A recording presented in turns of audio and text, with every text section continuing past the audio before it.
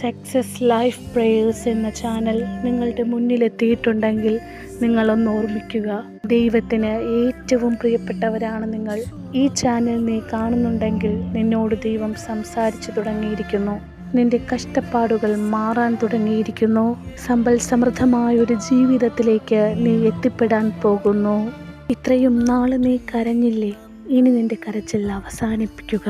മറ്റെല്ലാവരെയും പോലെ നിനക്ക് സന്തോഷകരമായൊരു ജീവിതം ആവശ്യമില്ലേ?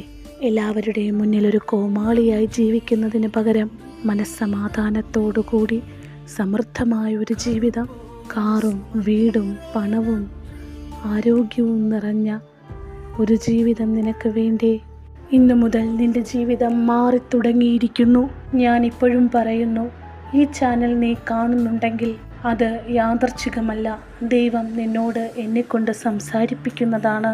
ആമേൻ.